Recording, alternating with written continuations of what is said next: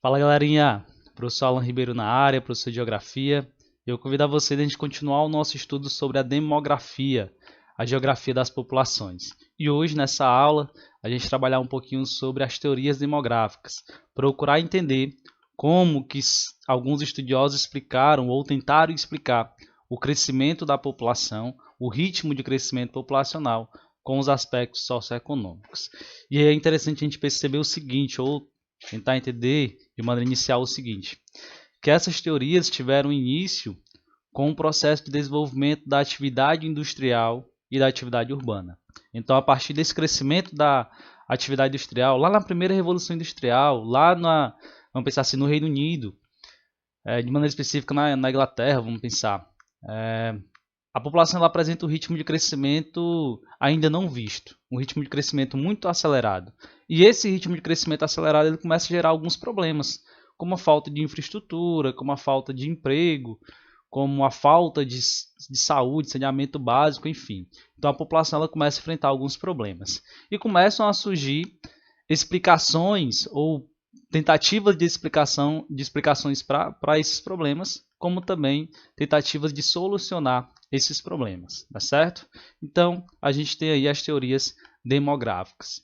E para a gente, a primeira teoria demográfica é a teoria malthusiana. A teoria malthusiana vai ser pensada por Thomas Malthus, que vai ser um sacerdote, um economista inglês, e ele vai observar o seguinte, ele vai observar que o ritmo de crescimento populacional ele é muito mais rápido do que o ritmo de crescimento da produção de alimentos, certo?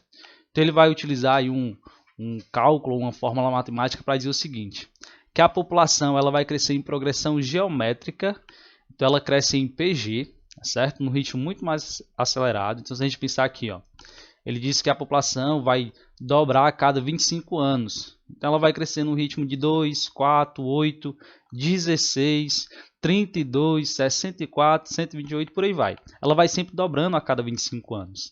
E ele vai dizer que o ritmo de crescimento da produção de alimentos não vai acompanhar o crescimento populacional. Ele vai dizer que a produção de alimentos ou dos elementos de subsistência vão crescer em PA, em progressão aritmética.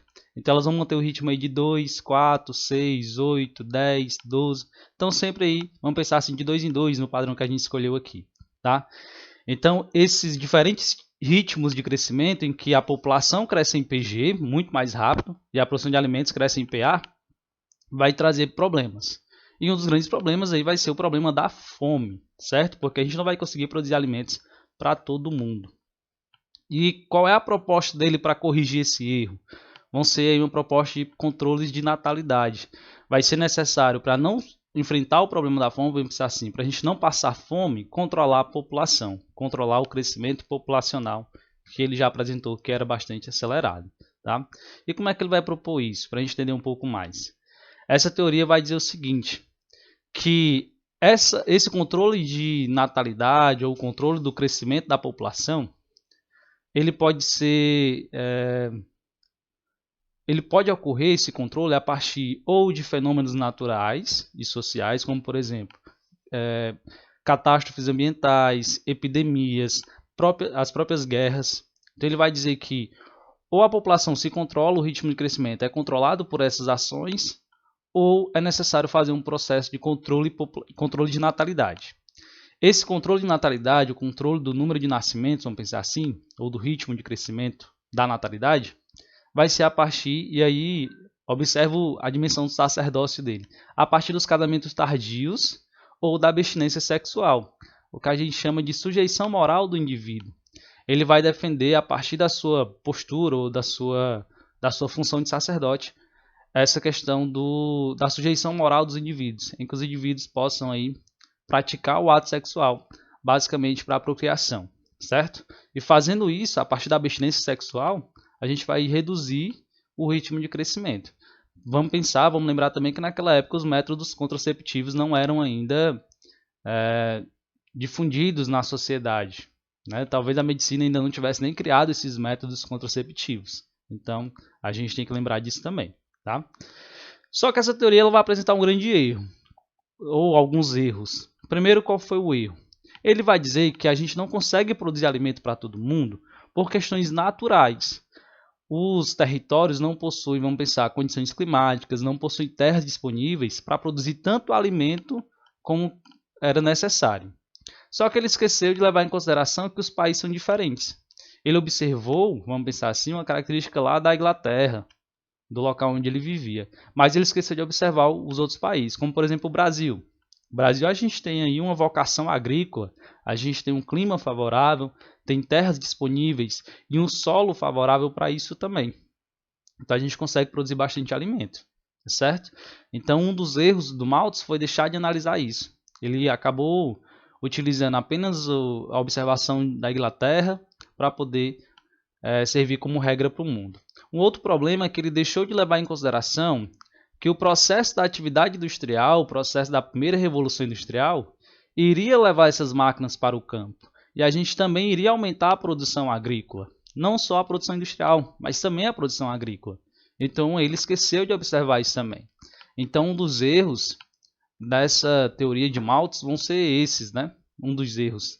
Ele vai levar em consideração apenas a realidade da Inglaterra em questões naturais e vai também vai deixar de observar que a atividade industrial também vai levar a um crescimento para a produção agrícola, certo? E nós vamos ter também a teoria neomalthusiana. A teoria neomalthusiana, essa atualização da teoria malthusiana, ela vai dizer o seguinte: ela vai observar um ambiente que a gente está aí no pós-Segunda Guerra Mundial, Guerra Fria, em que o capitalismo está tomando conta da economia mundo, e a gente vai ter a configuração de países desenvolvidos e países subdesenvolvidos. E os neomalthusianos vão dizer que um país ele é subdesenvolvido, que o país enfrenta a pobreza, a miséria, porque ele tem um rápido crescimento populacional. Então, para o país superar uma situação de pobreza, ele precisa controlar a natalidade, certo? E aí o detalhe, aqui a proposta de controle de natalidade não vai ser igual aos malthusianos. Os malthusianos utilizaram muito a dimensão da fé, né? O Thomas Malthus vai utilizar isso, uma sujeição moral do indivíduo. Aqui, os neomalthusianos vão utilizar políticas de controle de natalidade, de maneira oficial. Que é isso? Vai propor que os estados, que os governos apliquem leis para poder controlar a natalidade. E além disso, possam investir também em políticas, em métodos contraceptivos, como a distribuição de preservativos, a própria situação dos abortos, distribuição aí de métodos contraceptivos de maneira geral. Então nós vamos ter aqui a teoria neomalthusiana que vai defender isso, que um país é pobre porque ele tem um rápido crescimento populacional. E para superar a pobreza é necessário controlar a natalidade. Tá? E aí o seguinte, pensando isso, essa teoria neomalthusiana ela vai ser aplicada em alguns países. Países, por exemplo, como o Japão, que aplicaram essa medida, que propuseram o controle de natalidade. Mas, além disso, o Japão, para poder dar certo essa política, vai fazer um processo de distribuição aí de uma outra infraestrutura.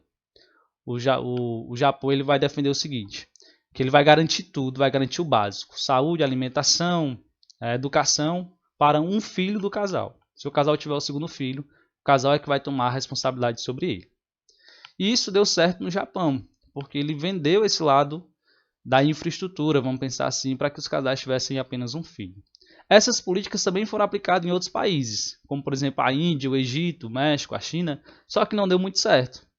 Vamos pensar assim, reduziram o crescimento, a velocidade do crescimento populacional, mas não conseguiram reduzir a pobreza. A Índia é um país ainda muito pobre e tem um crescimento populacional ainda, apesar de ter diminuído o ritmo, bastante acelerado, vamos pensar assim, tá? E outros países, como por exemplo a Alemanha, a Bélgica, país europeu, a própria França, fizeram políticas pró-natalistas. O que é isso? Começaram a vender para os casais, começaram a investir ou incentivar os casais a reproduzirem, a terem um maior número de filhos. Então, qual é o problema dessa teoria neomalthusiana? Qual foi a falha disso tudo? Eles defendiam que, para superar a miséria, era necessário controlar a natalidade. Alguns países controlaram, mas não superaram a miséria, certo? E outros países já ricos começaram a investir em políticas pró-natalistas. Então, como é que você já é rico, numa falha daí, né? Um país rico vai investir aí no desenvolvimento ou na política pró-natalista. Então, se acelerar o processo, esse país vai se tornar um país pobre. E não foi assim que aconteceu, certo? Então, a teoria não malthusiana vai ter essas falhas. E a outra teoria vai ser a teoria reformista ou teoria marxista. Vai ser uma teoria contemporânea aos neomalthusianos, pós Segunda Guerra, Guerra Fria, e aí os reformistas ou marxistas vão dizer o seguinte, que a miséria ela é fruto da exploração. A miséria ela não vai ser fruto do crescimento populacional acelerado, como defendiam os neomalthusianos. Para os marxistas, a miséria é fruto da exploração econômica de outros países. Então, se o país é pobre, ele é pobre porque ele foi explorado por outro país, certo? E ele vai dizer que essa pobreza, fruto da exploração, é que vai gerar um rápido crescimento populacional. Ou seja, a população do país pobre cresce muito rápido porque esse país não tem condições de garantir a saúde, de garantir a educação da população. Então, se a gente imaginar, por exemplo, os nossos bairros, nas nossas cidades, a gente vai ter muito aquele discurso que uma família pobre ela acaba tendo muitos filhos para poder ganhar o Bolsa Família, vamos pensar assim, ou algum auxílio do governo. E na maioria das vezes não é. A gente pode ter sim alguns casos que a mentalidade da família é essa. Mas a maioria, aquela família pobre vai ter muitos filhos porque não tem acesso à educação, não tem acesso à saúde. Ah, Alan, mas um posto de saúde ele disponibiliza preservativo. Mas a família não tem a educação, o processo de conscientização de procurar um posto de saúde para ter esse acesso. Às vezes não tem nem documento para receber o atendimento no posto de saúde. E a própria educação, o próprio acesso à saúde para utilizar esses métodos contraceptivos. Tá certo? Então, os reformistas, marxistas vão defender isso. Que só vai controlar o crescimento populacional se superar a situação de miséria. Porque é a miséria que faz com que os países tenham um rápido crescimento populacional. Como é que a gente vai superar a miséria e controlar a população? Fazendo reformas socioeconômicas, fazendo reforma de estruturas socioeconômicas. Reforma na educação, reforma na saúde, reforma econômica, maior distribuição de renda, enfim, certo? E isso vai fazer com que a gente tenha um planejamento familiar de maneira espontânea. Essa reforma ela acabou dando um pouco mais certo porque é o seguinte, com o processo de urbanização, o que a gente consegue observar hoje? Com o processo de urbanização, a gente melhorou a nossa qualidade de vida, tivemos maior acesso à educação, à saúde, e isso fez com que aumentasse também o custo de vida e os casais começassem a repensar o número de filhos. Uma outra situação também é que a mulher começa a participar do mercado de trabalho e essa mulher ela não tem as mesmas condições do que os homens. Então a mulher não pode engravidar porque não tem os mesmos direitos. A mulher passa a ter que trabalhar mais e a estudar mais. Acaba tendo também a segunda jornada, né? Trabalha fora e trabalha em casa. Então tudo isso faz com que as mulheres, de maneira espontânea, reduzem o número de filhos. Tá? E aí também a gente tem um processo de avanço da medicina, que fez com que os métodos contraceptivos fossem aí, tivessem uma maior distribuição, produção e distribuição. A gente tem maior acesso a esses métodos, certo? Então essa teoria acabou dando um pouco mais certo porque a gente observou essa linha em que reformar vamos pensar assim, reformar a economia, reformar a sociedade, fazer reformas socioeconômicas contribuíram de maneira espontânea para um planejamento familiar e para uma redução na velocidade do crescimento populacional. E uma outra teoria que a gente tem conhecimento, que é uma teoria mais recente, que é a teoria ecomalthusiana, em que ela vai defender o seguinte, ela vai dizer que existe um desequilíbrio entre o crescimento populacional e o meio ambiente. Os ecomalthusianos defendem que o crescimento populacional acelerado, exagerado, causam diversos impactos nos recursos naturais. Então é necessário a gente controlar a natalidade, controlar o ritmo do crescimento populacional, para que a gente consiga ter ainda recursos naturais para a economia se desenvolver. Então, nessa teoria ecomalthusiana, nós vamos ter o surgimento, a defesa, por exemplo, do conceito de desenvolvimento sustentável. Além do controle populacional, além do controle de natalidade, é necessário pensar uma economia de desenvolvimento sustentável.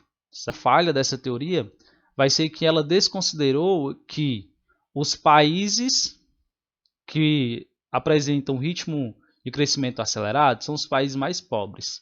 E que esses países mais pobres não são os que geram grandes impactos nos recursos naturais. Por quê? Porque esses países mais pobres produzem menos. Os países que geram maiores impactos nos recursos naturais são os países ricos, as grandes economias do mundo, e que boa parte desses países ricos já reduziram o seu crescimento populacional, já reduziram o ritmo da natalidade. Então essa teoria teve essa falha. Vai defender que o crescimento populacional acelerado gera grandes impactos, só que ele deixou de observar isso, que os países de economia mundo já reduziram o ritmo do crescimento e são eles que geram os maiores impactos nos recursos, porque produzem mais. Vamos pensar assim. Esse quadro para vocês, para a gente ver um pouquinho sobre, fazer a nossa última comparação sobre essas teorias. A teoria malthusiana, no fim do século XVIII, vai defender aí que o crescimento populacional acelerado vai gerar fome e, para a gente não sofrer com fome, políticas antinatalistas a partir da sujeição moral, casamento tardios, da abstinência sexual. A teoria neomalthusiana ou alarmistas, meados do século XX, vão propor que o crescimento populacional acelerado vai gerar pobreza e, para a gente não enfrentar a pobreza, é necessário controlar o crescimento populacional a partir do planejamento familiar e dos métodos contraceptivos. Lembrando que esse planejamento familiar aqui é um planejamento legítimo, vamos pensar assim, governamental, em que os estados vão propor políticas de controle de natalidade. Os reformistas e marxistas, também na metade do século XX, vão dizer o seguinte, que a pobreza é que gera o crescimento populacional acelerado. Então, para a gente reduzir a velocidade do crescimento populacional, é necessário reduzir a pobreza, fazendo uma redistribuição de renda. E outras reformas, como na educação, na saúde, enfim. E os ecomalthusianos, a partir do final do século XX para o início do século XXI, vão dizer que o crescimento populacional acelerado vão destruir os recursos naturais e é necessário, além do controle de natalidade, propor um desenvolvimento sustentável. Certo? Lembrando que a teoria que até então apresentou, vamos pensar assim, um menor número de falhas vai ser a teoria marxista. Por quê? Porque a gente observou na linha do tempo que os países que aplicaram um processo industrial e um processo urbano melhoraram a condição de vida, de maneira geral, da população e também reduziram o ritmo do crescimento populacional, certo? Mas isso também não é regra. É o que a gente observa em alguns países, vamos pensar assim. E vamos nós. Então, continuando aqui, a gente vai para algumas atividades, alguns exercícios. A questão ela traz, as duas próximas questões vão trazer dois textos para a gente analisar. São esses dois aqui. Texto 1. Thomas Malthus assegurava que, se a população não fosse de algum modo contida, dobraria de 25 em 25 anos, crescendo em progressão geométrica, ao passo que, dadas as condições médias das terras disponíveis em seu tempo, os meios de subsistência só poderiam aumentar no máximo em progressão aritmética. Resumiu aqui a teoria malthusiana. Texto 2. A ideia de um mundo famélico, de um mundo faminto, assombra a humanidade desde que Thomas Malthus previu que no futuro não haveria comida em quantidade suficiente para todos. Organismos internacionais, Organização das Nações Unidas, Banco Mundial e Fundo Monetário Internacional chamaram a atenção para a gravidade dos problemas decorrentes da alta taxa de alimentos. O Banco Mundial prevê que 100 milhões de pessoas poderão submergir a linha que separa a pobreza da miséria absoluta, devido ao encarecimento da comida. Então, o texto 1 resume a teoria malthusiana e o texto 2 fala que um dos problemas da fome no mundo é o alto valor dos produtos. Assinala a alternativa quem identifica os fatores causadores da escassez de alimentos apontados pelo texto 1 e texto 2, respectivamente. O texto 1 vai falar que o problema da fome é causado pelo quê? Entre os problemas, a falta de território para se produzir. E o texto 2 vai falar que um dos problemas da fome no mundo é o alto valor dos produtos. Então, item A. Limites naturais? Pode ser. O texto 1 fala sobre limites naturais. O 2 fala sobre o crescimento demográfico acelerado? Não. B. Elevação do custo da produção? O texto 1 não fala sobre custo de produção. Item C. Pauperização dos solos, empobrecimento do solo? Pode ser que um dos problemas não é a falta de terras disponíveis. Essas terras podem estar indisponíveis pelo empobrecimento do solo. O texto 2 fala sobre o subdesenvolvimento. A culpa não vai ser, a culpa da pobreza, ou na verdade da fome no mundo, não vai ser por conta do subdesenvolvimento. Vai contribuir, mas não vai ser essa a culpa. Item D. Controle de natalidade e explosão demográfica. O texto 1 fala que o problema da fome no mundo vai ser causado pelo controle de natalidade? Não. Ele vai dizer que o controle de natalidade é que vai ajudar a superar a fome. Item E. Produção insuficiente de alimentos e elevação dos preços de alimentos. Justamente. O item E que resume tanto o texto 1 como o texto 2. Uma próxima questão, relacionada ainda aos dois textos. Tá? Vamos nós. Com base no texto 1 e no texto 2, e nos conhecimentos sobre o tema da fome no mundo, considera as afirmativas. 1. Nas previsões sobre o problema da fome contida no texto 1 e no 2, estão excluídas considerações da heterogeneidade socioespacial desse problema na escala mundial. Ok, o texto 1 e o texto 2 excluem essas considerações da diferença, da heterogeneidade nos países. O Malthus vai dizer que um dos problemas é a falta de terra para produzir. Só que ele esqueceu que alguns países têm tanto disponibilidade territorial como condições naturais para produzir. No texto 1, a explicação sobre as causas da escassez de alimento baseia-se em uma combinação de fatores, dentre os quais está ausente a elevação da produtividade no setor primário da economia. Correto. Uma das falhas da teoria é justamente ausentar ou deixar de levar em consideração o aumento da produtividade no campo. Então, o texto 1 e o texto 2, os itens 1 e 2 estão corretos. 3. No texto 2, o crescimento populacional que culminará no aumento de 100 milhões de pessoas pobres no mundo é apontado como responsável pela expansão da fome. No texto 2 vai dizer que é o crescimento que vai ocasionar a fome? Não. O texto 2 vai dizer que o que ocasiona a fome é o aumento dos produtos, o aumento do valor dos produtos. 4. No texto 2, para os organismos internacionais, as previsões de Malthus se confirmaram, pois a atual expansão do número de famintos, de famélicos no mundo, se dá à insuficiência estrutural da produção. Falso. O texto 2 vai dizer que o problema não é a produtividade, e sim o elevado custo dos produtos. Então, para a gente, são corretos aí o texto 1 e 2. Tá? E por fim, uma questão sobre atualidades. Vamos nós. Assinala o trecho do discurso do atual ministro da Economia do Brasil, Paulo Guedes, apresentado durante sua participação em plano mundial do Fórum Econômico Mundial em Davos, na Suíça. Aí a frase do Paulo Guedes. O pior inimigo do meio ambiente é a pobreza. As pessoas destroem o meio ambiente porque precisam comer. Então, esse texto está disponível aqui no site do G1. O discurso do ministro pode ser associado a qual das teorias populacionais? A teoria malthusiana? Não. É a teoria neomalthusiana? Também não.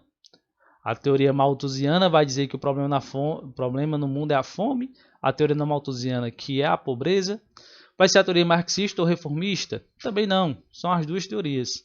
Para a gente aqui, o item a ser marcado é o item E. Ecomalthusianista. A teoria que vai defender que a população pobre ou a população no mundo vai gerar grandes impactos no meio ambiente é a teoria ecomalthusianista. Certo?